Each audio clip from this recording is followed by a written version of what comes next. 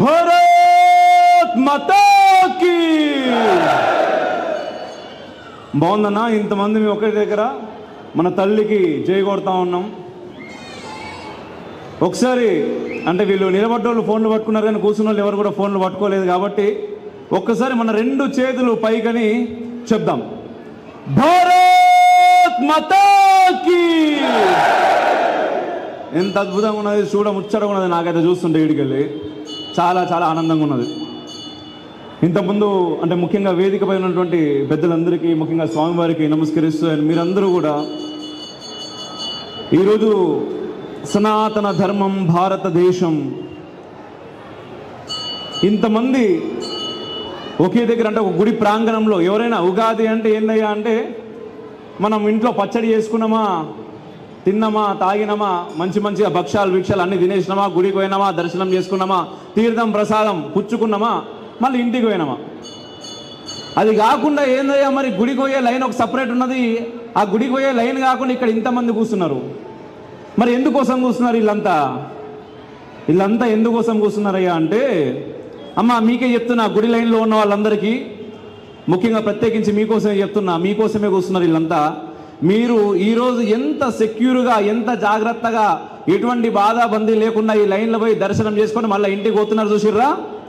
ఇట్లనే ఎప్పటికీ మీరు మీ తర్వాత తరాలు కూడా పోవాలి అంటే ఇటువంటి కార్యకర్తలు ఇట్లా కూర్చోవాలి. ఇటువంటి కార్యకర్తలు మన ధర్మం కోసం పనిచేయాలి. లేకపోతే అయ్యా ఏమవుతుందంటే చెప్తున్నా.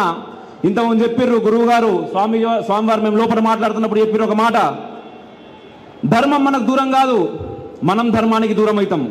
సనాతన ధర్మం అంతం కాదు, సనాతన ధర్మానికి మనం దూరం అవుతాం. మనం దూరం అయితే ఏమవుతుంది? మనం అంతమవుతాం. మనం అంతమైనప్పుడు ఏం జరుగుతూ ఉన్నది? ఒక ఆఫ్ఘనిస్తాన్ కనబడతా ఉన్నది మనకు, ఒక పాకిస్తాన్ కనిపిస్తున్నది, ఒక బంగ్లాదేశ్ కనిపిస్తున్నది. మన దేశంలో కూడా చాలా చాలా ప్రాంతాలు ఏ రకంగా తయారవుతున్నాయో మనకు తెలుసా అన్న? మనకు కనబడతా ఉన్నాయి, మన కళ్ళ ముందు కనబడతా ఉన్నాయి. ఒక ఆఫ్ఘనిస్తాన్లో ఏం చూస్తున్నది? అమ్మాయిలు, ఆడవాళ్ళు. తల్లి మీకే చెప్తున్నా, మీరందరూ జాగ్రత్తగా వినాలి. ఎందుకంటే రేపటి భావి భారతీయులను తయారు చేయాల్సినటువంటి బాధ్యత మీది, మీ చేతుల్లోనే ఉంది. మీ కొడుకులు, మీ మనవళ్ళు వాళ్ళ కోసం. ఎందుకంటే ఈరోజు మీరు ఎంత సంపాదించినా, ఎంత దాచిపెట్టినా, ఒక్క రాత్రి మన కాశ్మీర్లో ఏం జరిగిందన్న 1990లో మీ అందరికీ తెలిసిందే. అర్ధరాత్రి ఆజాం మైక్లల్లో, మసీదు మైక్లల్లో ఏం చెప్పిర్రు? మీ ఆడోళ్ళని నిలబెట్టి, మీ మొగోళ్ళందరూ కూడా ఇక్కడ నుంచి పారిపోర్రు, మీ ఆడోళ్ళను పిల్లల్ని నిలబెట్టి అని. పట్టా బుట్ట మనం ఎంత సంపాదించిర్రు? కోట్లు సంపాదించిర్రు. బీరువాళ్ళు నిండిపోయినాయి, ఆస్తులు ఉన్నాయి. ఏం లాభం అన్నా, ఏం ప్రయోజనం, ఏం చేయగలిగినాం? ఏం చేయలేదు. అందరూ బయటకు వచ్చేసారు. ఆడోళ్ళందరూ అక్కడనే ఉన్నారు. ఆఫ్ఘనిస్తాన్లో కూడా అదే జరుగుతూ ఉన్నది. ఆడోళ్ళని అట్లీస్ట్ వాళ్ళ ఇంటి గదిలో నుంచి బయటకు రాణిస్తలేరు. మరి ఏ మతం అక్కడ ఉంటే అట్లా జరుగుతున్నది? ఇంతకుముందు అక్కడ ఏ మతం ఉండే, ఏ ధర్మం ఉండే అన్న? ఇంతకుముందు ఆఫ్ఘనిస్తాన్లా, పాకిస్తాన్లా, బంగ్లాదేశ్లా సనాతన ధర్మం ఉండే. ఆ రోజు ఏం జరగలేదు. కానీ ఈరోజు ఒక్కసారి సనాతన ధర్మం నుంచి మనం దూరం అయితే ఏం జరుగుతున్నదో ప్రతి తల్లి, ప్రతి చెల్లి, ప్రతి అక్క ముఖ్యంగా గమనించాలి. వాళ్ళ కోసం మనం నిలబడాలి. మీ అందరి కోసం వీళ్ళు నిలబడుతున్నారు అన్న. నిజంగా మీ అందరికీ పాదాభివందనాలు. ముఖ్యంగా ఈరోజు ఒక్క విషయం అన్నా, అంటే ఎక్కువ సమయం లేదు, తొందరగా ముగిస్తా. కానీ 3 ముచ్చట్లు ఖచ్చితంగా నేను చెప్పుకోవాలి, మనం మాట్లాడుకోవాలి. ఎందుకంటే ఈరోజు చాలా మంది అంటా ఉంటారు, ఎందుకయ్యా మీ సనాతన ధర్మం ఏమున్నది సనాతన ధర్మంలా? ఎందుకోసం ఇంతగానం పోరాడుతూ ఉన్నారు? మతోన్మాదులు లెక్క మాట్లాడుతూ ఉన్నారు మీ మతం గురించి అని చెప్పేసి. అరే నాయన, మేము మతోన్మాదులం కాదు.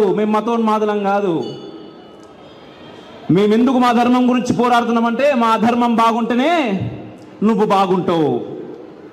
ఒక్కసారి నా ధర్మానికి అటో ఇటో అయిందనుకో అన్న, మనం ఇట్లనే కూర్చుంటామా అన్న? ఇట్లనే కూర్చుంటామా? మీ వాయిస్ రావాలన్నా నాకు.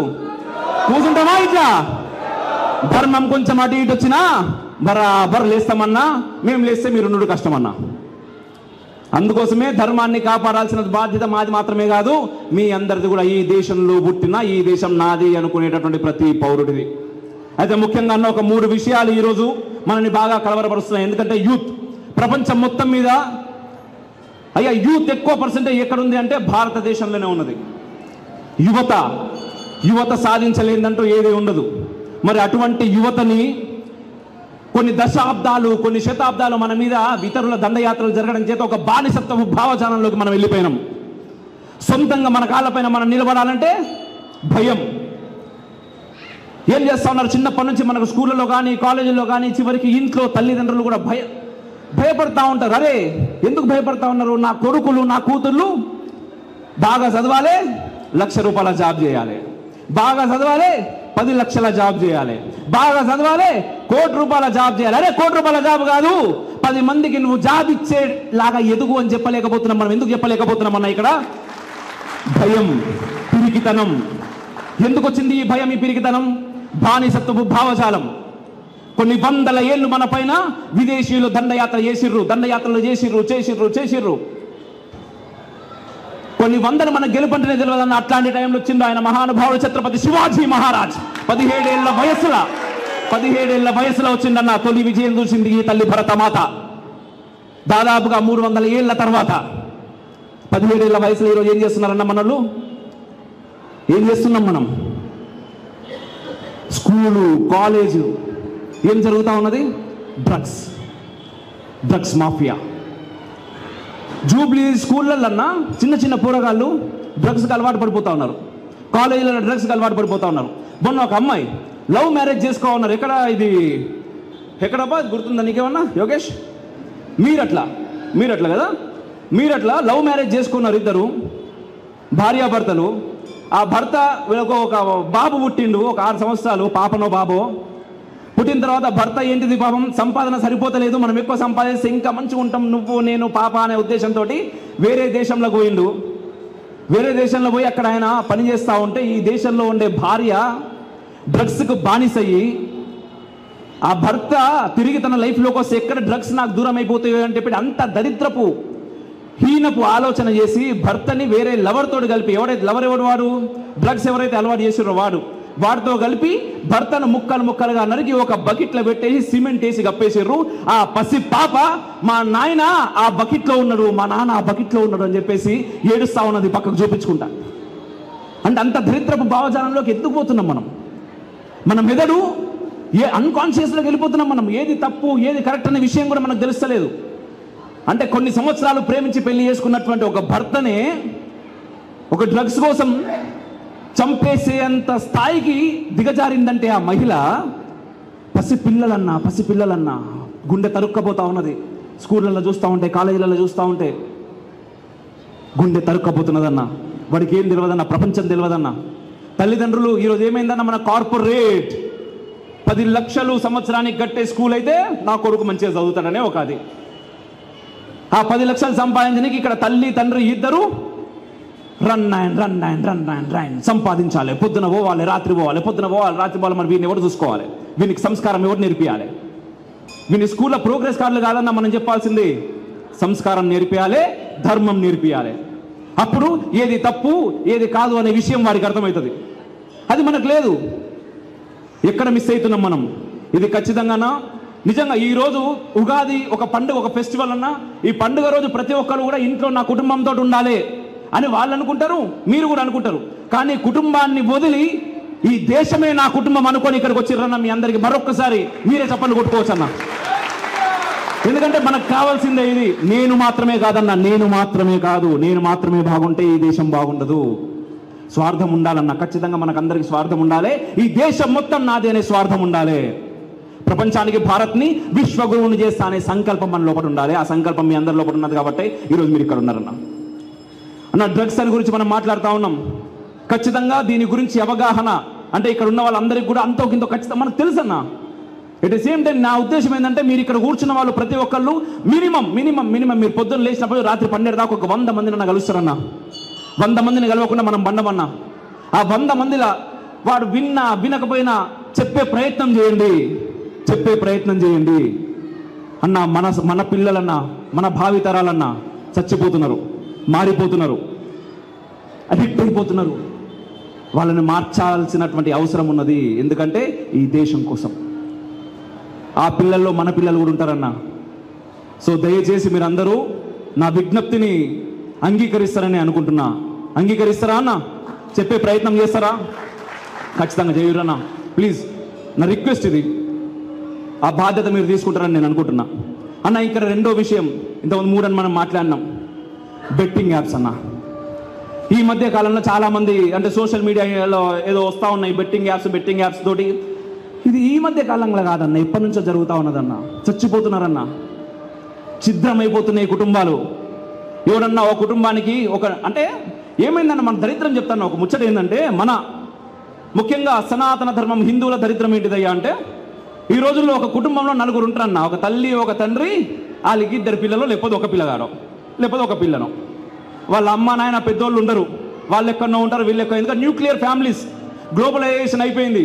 ఎప్పుడైతే వీళ్ళు విడిపోతారో అప్పుడు వాడు టీవీలు తయారు చేస్తాడు, 2 టీవీలు అమ్మొచ్చు, ఫ్రిడ్జ్లు తయారు చేస్తాడు, 2 ఫ్రిడ్జ్లు అమ్మొచ్చు.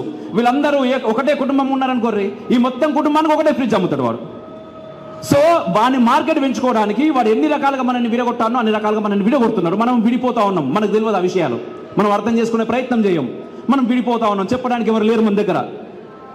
సో ఆ 2 పిల్లలు, ఒక్కడే పిల్లగాడు, మన జీవితం మొత్తం వాళ్ళ గురించే. తల్లిదండ్రులు ఏందన్నా పాపం, వాళ్ళ ఆలోచన ఏముంటుందన్న, మన గురించే ఉంటుంది. మనం బాగుపడాలి, నా కొడుకు బాగుపడాలి, నా కొడుకు వృద్ధిలోకి రావాలి, నా కూతురు వృద్ధిలోకి రావాలి, మంచిగా పెళ్లి కావాలి, మంచిగా పిల్లలు కావాలి. గుడికి వచ్చినా కూడా ఇక్కడ ఉండే తల్లిదండ్రులు అందరూ మొక్కేది వాళ్ళ గురించి మొక్కరు, వాళ్ళ పిల్లల గురించే మొక్కుతారు. పిల్లలు, ఆ తర్వాత మనవళ్ళు, మనవరాళ్ళు. మరి అటువంటి కుటుంబంలో నుంచి ఒక తండ్రో, ఒక కొడుకు ఇటువంటి బెట్టింగ్ యాప్స్ కారణం చేత కొన్ని లక్షల రూపాయలు పోయి వాడు ప్రాణం ఆత్మహత్య చేసుకొని చచ్చిపోతే ఎవరికన్నా నష్టం? ఎవరన్నా మాట్లాడాలి దీని మీద? ఎవడన్నా ప్రమోట్ చేస్తున్నాడు వీటిని? ఎవడైతే మనం ఇక్కడ ఉండే వాళ్ళు ఎవడైతే మనం హీరోలు అనుకుంటున్నామో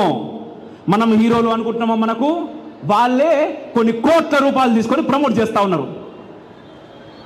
మన ద్వారా కోట్లు సంపాదించుకుంటా మీ ప్రాణాలను పోతే ఎవరు పోతారు? నా అభిమానులలో నాకున్నారు 1,00,000 మంది, కోట్ల మంది అభిమానులు, ఒకరు చచ్చిపోతారు, పోతే పోని నాకు కోట్లు వస్తున్నాయి అన్న మినిమం ఇంగిత జ్ఞానం ఉండొద్దా అన్న? వాళ్ళకు ఉండొద్దా?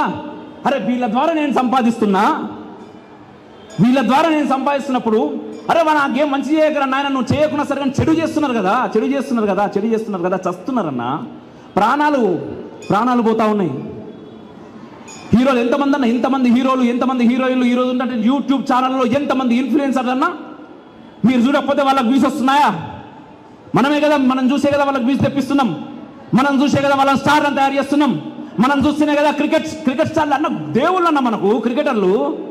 వాడు ఒక మ్యాచ్ గెలిస్తే మనం వచ్చి వానికి పాలాభిషేకం చేస్తాం, వానికి ఏంది దండలు వేస్తారు, కొబ్బరికాయలు కొడతారు. దేవుళ్ళ కన్నా ఉండే అంతకు మించి తయారైతే ఉన్నారు వీళ్ళందరూ.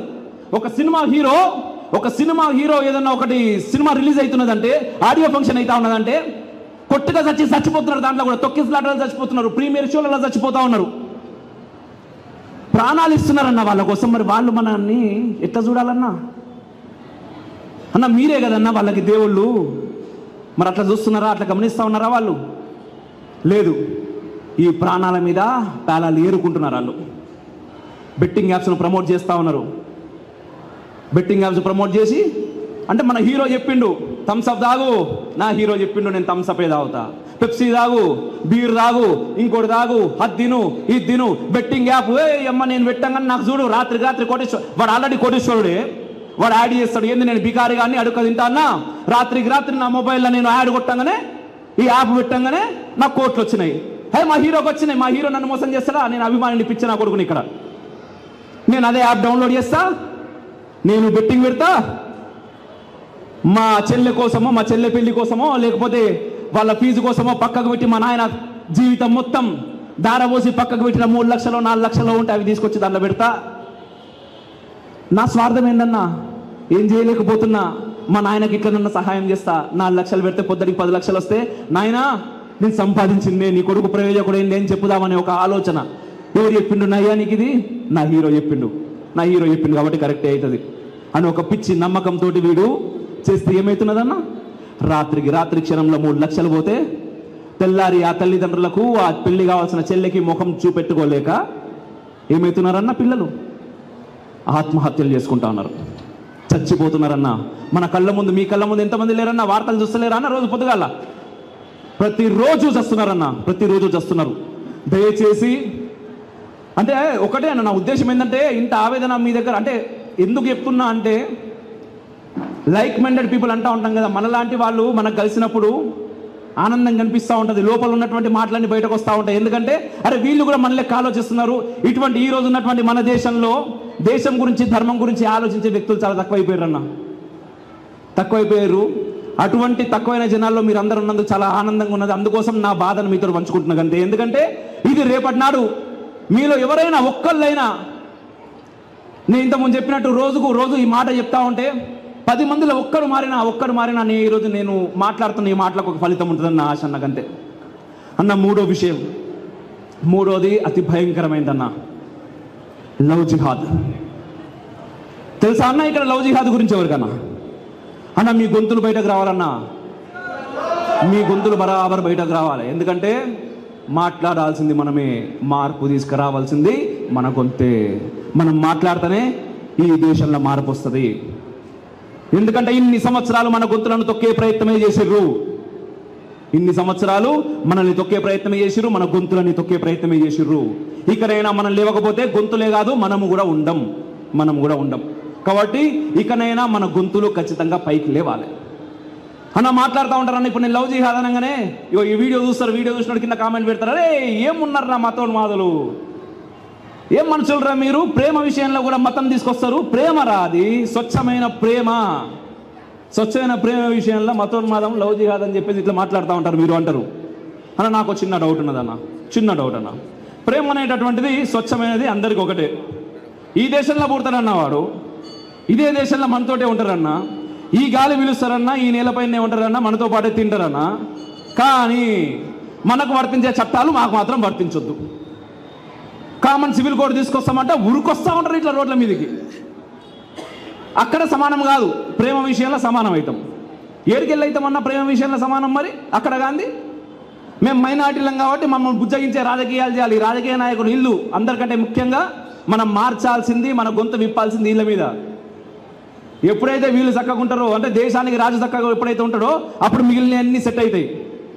దేశానికి రాజు చక్కగా ఉండాలంటే మనమే చక్కగా వేయాలి. ఓటు వేసినామా మన పని అయిపోయిందా కదా? ఓటు కూడా వేస్తలేరు ఈ మధ్యకాలంలో అందరూ. ఓటు వేసుడితోనే మన బాధ్యత అయిపోలేదన్న. ఓటు వేసిన తర్వాత నెక్స్ట్ 5 సంవత్సరాలు, ఎందుకంటే మన మీద ఒకడు ఎక్కి కూస్తున్నాడు, ఎట్లా పడ అలా దొక్కుతా ఉన్నాడు. సిగ్గు లేకుండా పడతామన్నా మనం, సిగ్గున్నది కదా మనకు, మనం పడొద్దన్న. అట్లా మనకు తగ్గట్టుగా మార్చుకునే ప్రయత్నం మనం చేయాలి. ఖచ్చితంగా వింటారన్న. ఎందుకంటే ఒకప్పుడు లేదు, ఈ రోజుకి ఇంతమంది కూర్చున్నారన్నారే. ఇదే 10 సంవత్సరాల క్రితం ఇట్లనే హనుమాన్ చాలీసాకి ఏదైనా చేస్తాము అంటే ఇదే ప్లేస్లో ఎంతమంది కూర్చుంటున్నా మీరు చెప్పురన్న ఒక మాట. ఎంతమంది కూర్చుంటున్నానే? ఓ 50 మంది వస్తున్నా మహా అంటే తిప్పి తీసుకొస్తే. ఈరోజు ఎంతమంది వచ్చిర్రా? నిండిపోయారు. ఇక్కడ 600 ఇంకా నిండిపోయారు. బయట కూడా మొత్తం పార్కింగ్ అయింది కాబట్టి ఇక మొత్తం నిండిపోయిందేమో అని వస్తలేరు జనాలు. ఎందుకు వచ్చింది? మార్పు వచ్చింది మన లోపల. ఈ మార్పు ఇంకా గట్టిగా రావాలన్నా, మన అంటే ఈ కొడుకులది ఏంటంటే ఎట్లయితుందంటే లవ్ జిహాద్ విషయంలో ముఖ్యంగా నేను చెప్పేది ఒకటి, లవ్ ప్రేమ కొంతమేర ఉంటుండొచ్చు అన్న. ఎందుకంటే 1000 మందిలో, 1,00,000 మందిలో, 1,00,00,000 మందిలో ఒక్కడు మేబీ ఉంటుండొచ్చు. నేను ఉంటాడు అని నేను చెప్పలేను, ఎందుకంటే నేను చూసిన కేసులన్నీ కూడా దరిద్ర కేసులే. ఉంటుండొచ్చు మేబీ, ఎందుకంటే మన రిఫ్లెక్షన్ న్యూస్లో లవ్ జిహాద్ అని లవ్ ఫర్ జిహాద్ అని చెప్పేసి ఒక స్పెషల్ ఎపిసోడ్ కూడా రన్ చేస్తున్నాం. ఇప్పటికో 20 ఎపిసోడ్లు చేసినాం. ఒక్కో ఎపిసోడ్లో మీరు చూడరు 100 చరిత్రలు కనబడతాయి లవ్ జిహాద్ పైన. ప్రేమ బాగుంటుంది, ప్రేమ దాకా. ప్రేమ అప్పుడు ఏమవుతుంది? ప్రేమ కంటే ముందు వీడు గుడికి కూడా వస్తాడు, వాడు బొట్టు కూడా పెట్టుకుంటాడు, సెల్ఫీలు దిగుతారు. మనం ఎవరైనా చెప్పిన వారు కూడా మీరు మతఛాందసవాదులు మోపారు నాయన మా దేశంలో, ఈ హిందువులందరూ వెళ్ళిపోరు ఫస్ట్ అనే టైప్లో మాట్లాడుతుంది పాప అమ్మాయి. మనకు తెలుసు తల్లి నీకు అర్థమైతే లేదురా అమ్మా, రేపట్నా నువ్వు ఫ్రిడ్జ్లో వెళ్తావో కుక్కర్లో వెళ్తావో అనే బాధ మాకున్నది, అందుకోసం ఆ బాధతో నీతో మాట్లాడుతున్నాను తల్లి అంటే, నో నేను వినా. దాదాపు నేను చూసిన స్టోరీలన్నీ గివే ముచ్చట్లన్నా. అయిపోయిన తర్వాత పోనీ ఇంకొక ఇవన్నీ వదిలేద్దామన్నా, ఒకటే ముచ్చట. ఇప్పుడు సనాతన ధర్మంలో ఒక్కొక్కళ్ళని ఎంతమంది పెళ్ళిళ్ళు చేసుకుంటున్నారన్న అమ్మాయిలను? మహా అంటే ఆ ఒక్కరిని కూడా అయితలేదు ఈ మధ్య, ఎందుకంటే వాళ్ళు ఎత్తుకపోతున్నారు కదా. వీడు బాబు 35-40 ఏళ్ళ దాకా కూడా వీడు పెళ్లి కాకుండా ఉంటున్నాడు, ఎందుకంటే అమ్మాయిలు తక్కువైపోతా ఉన్నారు ఇక్కడ. ఎందుకు? మిగిలిన దగ్గరికి పోతున్నారు కాబట్టి. ఆ ఒక్కడిని చేసుకుంటే కష్టంగా ఉన్నది ఇక్కడ. అటు పోతే వాడు ఎంతమందిని చేసుకుంటున్నాడన్నా? తల్లి నీకు అర్ధనారీశ్వర తత్వం బోధించింది సనాతన ధర్మం. మా శంకరుడు ఏం చేసిండు, మా శివుడు ఏం చేసిండు, పార్వతమ్మను సగభాగం నీదే అని చెప్పిండు. అంత గౌరవం ఇస్తా ఉంటే ముగ్గురున్నర ఇట్లా నువ్వు వాడు పడిపోయిడా, నువ్వు కాకపోతే వాడు ఇంకా మోదీజీ వచ్చో మంచి పని చేసిండు, తలాక్ అనేది తీసి పడేసిండు. లేకపోతే మాటకు తలాకనే కథం. ఆయన మహానుభావుడు, నిజంగా ఆయనకు మొక్కొచ్చాయా, ఆయన వచ్చిన తర్వాత అంత ఇంత ఇట్లా మాట్లాడే గొంతులు పైకి లేచినాయి. లేకపోతే ఎట్లుంటుండే మన పరిస్థితి అన్న. నిజంగా చెప్తున్నా, ఇక్కడ ఉండేటువంటి ప్రతి ఒక్కళ్ళు ఒక ఛత్రపతి శివాజీ మహారాజ్ కావాలి, ఒక ఝాన్సీ లక్ష్మీబాయి కావాలి. మీ గొంతులు పైకి రావాలి. తల్లి మీరిద్దరు ఇక్కడ కూర్చున్నారు, ఆనందం అనిపిస్తున్నది. పిల్లలు ఇద్దరిని చూస్తూ ఉంటే నిజంగా నాకు నిజంగా చాలా ఆనందంగా ఉన్నది. మీ తల్లిదండ్రులకు ముఖ్యంగా థ్యాంక్ యూ వెరీ మచ్ అమ్మా, ఇటువంటి కార్యక్రమాలకి మిమ్మల్ని పంపించినందుకు. అయ్యా థ్యాంక్ యూ. మీరే కావాలి. ఎందుకంటే ఈ దేశం బాగుంటేనే ఏదన్నా, ఈ దేశం బాగుండాలంటే ఈ ధర్మం బాగుండాలి. ఎందుకంటే ఈ ధర్మం ఏం బోధించింది మనకు, సర్వే జనా సుఖినో భవంతు, లోకా సమస్త సుఖినో భవంతు. ఎక్కడ చెప్పలేదు నీ దేవుణ్ణి మొక్కకపోతే వాడిని తిట్టు, వాడిని చంపు, ఇట్లాంటి కార్యక్రమాలు ఏదో చెప్పలేదు. అన్న చెప్పినారన్న ఎక్కడన్నా? సెక్యులరిజం అని చెప్పేసి కొత్తగా మనకు బోధిస్తూ ఉంటారన్న ఈ ముచ్చట, ఈ పిచ్చిన కొడుకులందరూ. అరే అసలైన సెక్యులరిస్టులు ఎవరు నాయన అంటే సనాతన ధర్మాన్ని పాటించే వాళ్ళే, హిందువులే అసలైన సెక్యులర్లు. కాబట్టి ఈ దేశం మీద ఇన్ని దాడులు జరిగినా, ఇప్పటికీ ఈ దేశంలో ఇన్ని రాష్ట్రాల్లో హిందువుల పైన ఇన్ని అఘాయిత్యాలు జరుగుతున్నా మీరందరూ సుఖంగా బ్రతుకుతున్నారు మా కళ్ళ ముందే. అది మా చాతగానితనం కాదు, దాన్ని చాతగానితనంగా చూస్తున్నారన్న. ఇన్ని రోజులు కాదు కానీ ఇప్పుడు చూస్తున్నారు. వాళ్ళకు కూడా భయం మొదలైంది. కలిసే ఉంటామన్నా, ఖచ్చితంగా కలిసే ఉంటాం. ఎప్పటిదాకా కలిసి ఉంటాం? మనం రెస్పెక్ట్ ఇస్తున్నామన్నా. అన్న అన్నిటికి మించి అన్ని వదిలేద్దామన్నా. అన్న అయిపోతుంది అన్న, ఒక్కటే నిమిషం అన్నీ అయిపోతాయి అన్న. కొన్ని వదిలేస్తున్నా, ఒక్క మాట అన్న. నేనున్నా, మా నాన్న ఉన్నాడు, మా అమ్మ ఉన్నది, నా భార్య ఉన్నది, నా కూతురు ఉన్నది, మేము మా ఇంట్లో ఉన్నామన్నా. నా ఇంట్లో నేను ఏదో నా పని నేను చేసుకుంటున్నా. అది ఎక్కడి నుంచో నా ఇంట్లోకి వచ్చిందన్న. ఇంట్లోకి వచ్చినప్పుడు బాబు రాత్రి అవుతా ఉన్నది, బయట వర్షం పడుతూ ఉన్నది, తిన్నీకి ఏం లేదు, ఏమన్నా పెట్టవా. కానీ అన్నం వండుకున్నది అప్పుడే అయినా మా అమ్మ కాంతిరా చేద్దాం చేసిర్రు, పెట్టిర్రు. తిన్న తర్వాత ఇక బయట కొంచెం కష్టంగా ఉన్నది. ఇలా వండుకుంటే ఎన్నో మూలకు వండుకుంటా. ఇది రాత్రి 12-12:30 అయింది. దోమలు కుడుతున్నాయి. కొంచెం ఫ్యాన్ వేసా ఉంటే వేయచ్చు కదా అంటే, లోపల బెడ్రూమ్లో ఉన్నది ఫ్యాన్ వేసి మరి ఆడ వండుకుంటావా? పండుకుంటా, ఏదైతే ఉన్నది పండుకుంటా. అవునా, సరే పండుకుందు. మేము లోపల ఉండేటోళ్ళం బయటకు వచ్చి, ఎందుకంటే మాకు ఓపిక ఎక్కువ కదా, మనకు చాలా విపరీతమైన ఓపిక మనకు. మనం బయటకు వచ్చినాం, వాడిని లోపల వేసి లోపల వండబెట్టినాం. పొద్దుగా లేయింది, మనం అందరం లేచినాం, స్నానాలు చేసినాం. ఈ ఆఫీస్కి పోవాలి, లోపల బట్టలు నేను వేసుకోవాలంటే బెడ్రూమ్కు వాడు లోపల గొల్లం పెట్టుకున్నాడు. ఇక గోపులు కొట్టినా లాస్ట్కి తీసిండు. చూసిన తర్వాత మరి మీరు వెళ్తా అన్నారు, ఇంకా వెళ్ళలేదంటే ఏడికి పోయేది చల్ ఉంటే ఆ మూలకు ఆ దోమలు కొట్టే దగ్గర మీరు బతుకుర్రి, లేకపోతే వెళ్ళిపోరు, ఇదంతా నాది అంటే ఏమనిపిస్తుంది అన్న? మనకు చెప్పుతోడు కొట్టాలనిపిస్తుంది. ఆ పని చేయకనే ఇట్లా నడుస్తూ ఉన్నది, ఆ పని చేయకనే మన బతుకులు ఇట్లా తయారవుతూ ఉన్నాయి. సో ఇప్పటికన్నా మనలో ఉన్నటువంటి క్షాత్ర ధర్మాన్ని బయటకు తీసుకొచ్చే ప్రయత్నం చేద్దాం. ఇంతకుముందు గురువు గారు చెప్పారు భగవద్గీత గురించి. భగవద్గీత అంటే మనకు ఎంతసేపు కొంత మటుకే తెలుసు, మనకు కొంత మటుకే వింటాం, మనకు కొంత మటుకే చెప్తారు. ఏంటిది అంటే ఇంకా మొన్న దాకా ఇంకా ఘోరంగా ఉంటుంటే, ఎవరన్నా చచ్చిపోతే వాళ్ళు పోతా ఉంటే ఆట భగవద్గీత మనకు వినిపించిందంటే అరే ఇక్కడ ఎవరో పోయిండ్రా పోయి, అంత ఘోరంగా అనిపిస్తుండే. ఆ తర్వాత ఏమైందంటే అట్లో ఇల్లు చెప్పి అరే భగవద్గీత వాళ్ళు చచ్చినప్పుడే కాదురా పోయి, ఉట్టప్పుడు కూడా మనం వినొచ్చు, కానీ మనం వినకున్నా ఓకే ఆ పుస్తకం ఎన్నో పెట్టుడు కాదు, దేవుని దగ్గర పెట్టొచ్చు అని చెప్పి మన ఆలయంలోకి తీసుకొచ్చి పెడతా ఉన్నాం. మళ్ళీ ఆ భగవద్గీత విన్న తర్వాత భగవద్గీతలో ఏం చెప్తారు, మనకు వినబడ్డది ఏంటంటే భగవద్గీతలో చచ్చిపోయిన తర్వాత అక్కడ మాట చెప్పిన బాబు కృష్ణ పరమాత్ముడు ఏందయ్యా అంటే, పుట్టిన ఆత్మ గిట్టగా మానదు, గిట్టిన ఆత్మ మళ్ళీ జన్మించగా మానదు అనే టైప్లో ఒక ముచ్చట ఉంటుంది అక్కడ. ఆ ముచ్చట చెప్పేసరికి మనకు అందరికి ఏంటంటే ఆత్మ అనగానే చచ్చిపోయినాక వస్తుంది కదా ఆత్మ, సో చచ్చిపోయినాక పెట్టాలి ఇది. అది మనం అక్కడికి మనల్ని ఫిక్స్ చేసిర్రు. కానీ చెప్పింది అది కాదు. అరే నాయన నీ బతుకు చావనేది ఉండదు, ఎప్పటికీ నువ్వు బ్రతికే ఉంటావు. ఇప్పుడే కాదు, ఇంతకు ముందు ఉన్నావు, ఆ తర్వాత కూడా ఉంటావు. అటువంటి దానికోసం తుచ్చమైనటువంటి చావు కోసం భయపడి యుద్ధం చేయకుండా ఉండకుండా యుద్ధం చేయి, నీలో ఉన్నటువంటి క్షాత్ర ధర్మాన్ని నిద్రలేపు అన్నాడు. ఏం చెప్పారు అక్కడ లాస్ట్కు? ఎత్ర యోగీశ్వర కృష్ణో ఎత్ర పార్థో ధనుర్ధారి తత్ర శ్రీర్ విజయోర్భూతిర్ ధ్రువాణి తిరుమ తిరుమమ. ఇక్కడ చెప్పిండయ్యా మనకు ధర్మం ఎక్కడ గెలుస్తుంది, యుద్ధం ఎవరు గెలుస్తాడు. ఇదంతా అడుగుతా ఉన్నప్పుడు ఈ యొక్క శ్లోకంలో ఉంటుంది మనకు మొత్తం మీనింగ్, మొత్తం ఈ శ్లోకంలో ఉన్నది మనకు. యత్ర యోగీశ్వర కృష్ణో, కృష్ణుడు ఎక్కడైతే ఉంటాడో అక్కడ విజయం ఉంటుంది. కృష్ణుడు ఎక్కడ ఉంటాడు, ధర్మం ఎక్కడుంటే కృష్ణుడు అక్కడ ఉంటాడు. ధర్మం ఎక్కడుంటే భగవంతుడు అటువైపే ఉంటాడు.